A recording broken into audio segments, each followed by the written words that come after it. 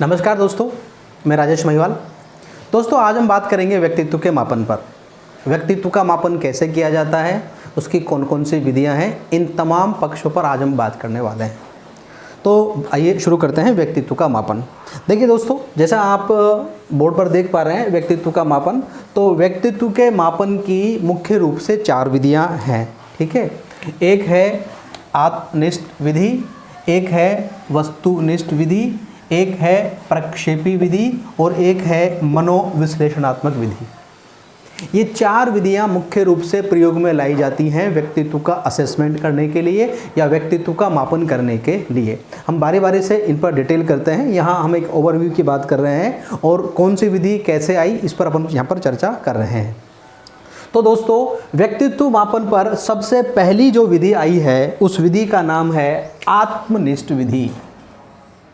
ठीक है दोस्तों, जो वेरी फर्स्ट मेथड था असेसमेंट ऑफ पर्सनैलिटी के लिए वो था आत्मनिष्ठ विधि, जिसे अपन सब्जेक्टिव टेक्निक या सब्जेक्टिव मेथड कहते हैं। दोस्तों, व्यक्तित्व के मापन की जब शुरुआत हुई तो सबसे पहले जो विधियां अस्तित्व में आई थी ना दोस्तों, वो सब्जेक्टिव टेक्निक्स ही थी। ठीक है, इसमें क्या है कि डेस्क्रिप्टिव वे में विवरणात्मक ढंग से हम सूचनाओं का संग्रहण किया करते थे। एक बात। दूसरी बात यह है कि ये जो सूचनाएं होती थी ना, ये किसी सब्जेक्ट से संबंधित होती थी, किसी विषय संबंधित होती थी। और यहाँ पर विषय का तात्पर्य यह है कि जो रोगी व्यक्ति था, जो समस्यात्मक व्यक्ति था, समस्यात्मक बालक था, जिसके व्यक्तित्व का हमें मापन करना था, उससे इसका कंसर्न है। और उसे इसे ही अपन व्यक्तिनिष्ठ भी कहते हैं, क्योंकि यहाँ पर जो सूचनाएं हम लोग प्राप्त कर रहे हैं वो किसी व्यक्ति विशेष से प्राप्त करते हैं, इसलिए हम इन्हें व्यक्तिनिष्ठ विधि भी कहते हैं। क्योंकि इसमें व्यक्ति के खुद के जो विचार होते हैं ना, वो कहीं ना कहीं सूचनाओं को प्रभावित करते हैं, इसलिए इसे अपन व्यक्तिनिष्ठ या विषयनिष्ठ सब्जेक्टिव कहते हैं। जैसे दोस्तों, अपन देखते हैं कि हम जब एग्जाम पेपर लिखते हैं तो एग्जाम पेपर में 2 प्रकार के होते हैं, एक तो ऑब्जेक्टिव टाइप होता है, एक सब्जेक्टिव टाइप होता है। ऑब्जेक्टिव टाइप में जो आंसर होता है वो किसी भी तरह से हमारे खुद के जो आइडियाज़ होते हैं, हमारे व्यूज़ होते हैं, हमारे विचार होते हैं, वो आंसर को किसी भी प्रकार से प्रभावित नहीं कर पाते। लेकिन जो विवरणात्मक होते हैं, डेस्क्रिप्टिव टाइप के जो क्वेश्चंस होते हैं, जहाँ पर हमें किसी का आंसर 150-200 शब्दों में देना होता है, वो जो आंसर होता है ना, वो कहीं ना कहीं हमारे विचारों से प्रभावित होता है। मतलब कहीं ना कहीं उसमें पक्षपात की संभावना रहती है, वहाँ पर हमारे विचार उस पर हावी होने की संभावना रहती है, मतलब कहीं ना कहीं पूर्वाग्रह होता है। तो ये जो टेक्निक्स हैं, इन टेक्निक्स की जो अवगुण है, इनके जो कमियाँ, इनके जो दोष हैं, वो ये हैं दोस्तों कि इनमें जो सूचनाएँ हमें मिलती हैं, है ना, जो सूचना मिलती है या जो फैक्ट्स मिलते हैं, ठीक है ना दोस्तों, वो त्रुटिपूर्ण होते हैं या दोषपूर्ण होते हैं, है ना। त्रुटिपूर्ण, दोषपूर्ण, या मैं इनको कहूँ कि पक्षपातपूर्ण होते हैं। पार्शियलिटी की बात अपन बात करते हैं, पक्षपात होता है उनमें कुछ पूर्वाग्रह हो जाते हैं।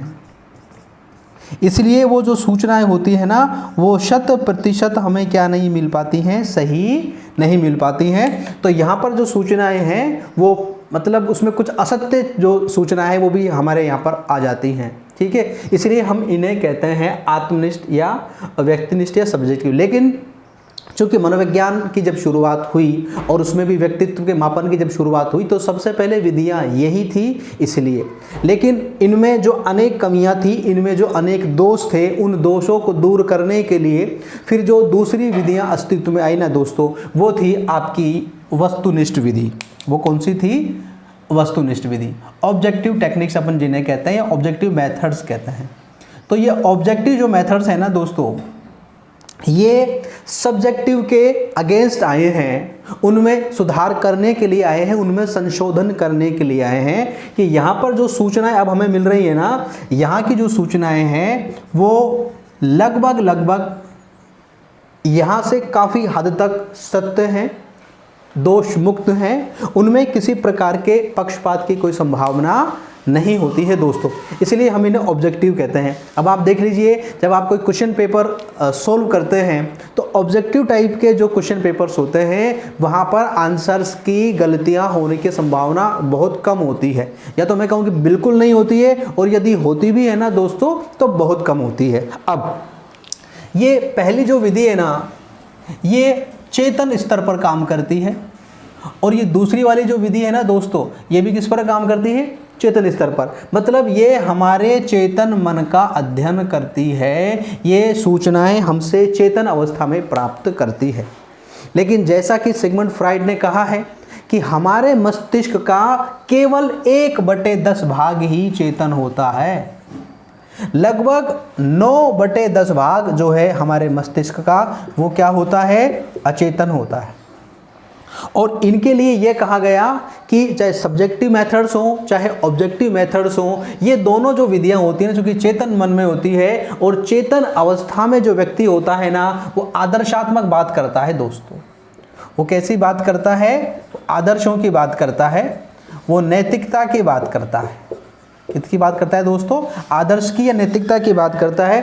और इसका मायना यह है दोस्तों कि व्यक्ति चेतन अवस्था में अधिकांशतः गलत तथ्य प्रस्तुत करता है। मैं इसे यूं कहूं कि व्यक्ति झूठ बोलता है, क्योंकि जब हम नियमों की बात करेंगे, आदर्शों की बात करेंगे, नैतिकता की बात करेंगे, तो उसमें जो हमारा मूल होता है, हमारा जो स्व होता है, जो नैसर्गिकता होती है, जो नेचुरलनेस होती है ना, वो कहीं ना कहीं दब जाती है, छिप जाती है, और वो कहाँ जाती है? अचेतन में।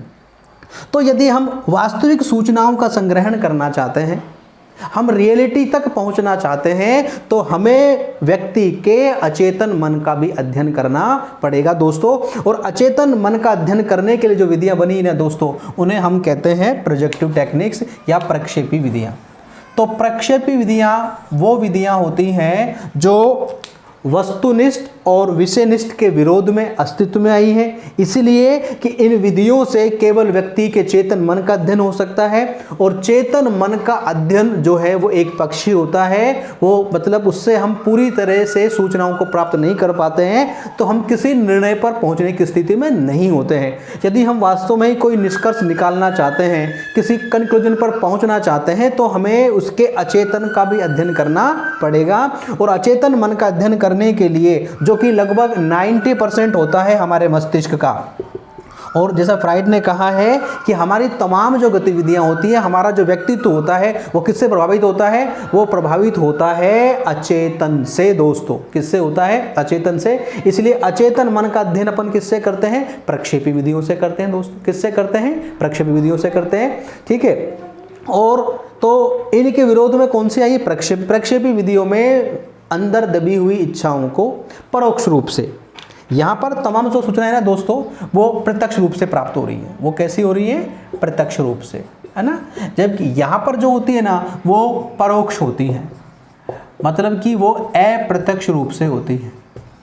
विषय को बिना बताए हुए, विषय से उसके आंतरिक जो भाव होते हैं, उसके अचेतन में जो भी चीज़ चल रही होती है, वो उसको पता नहीं कि मैं क्या कहना जा रहा हूँ, बस वो तो कह रहा है, लेकिन वो उसके अंदर जो उसका सेल्फ है, जो अचेतन में चीज़ दबी हुई है, वो हम किसी कहानी के माध्यम से, किसी चित्र के माध्यम से या शब्दों के माध्यम से हम उस व्यक्ति से निकलवा रहे होते हैं। और उसकी जो मनस्थिति होती है, उसके व्यक्तित्व में जो विचलन आया है, उसके बारे में हम सूचनाएं प्राप्त कर लेते हैं दोस्तों।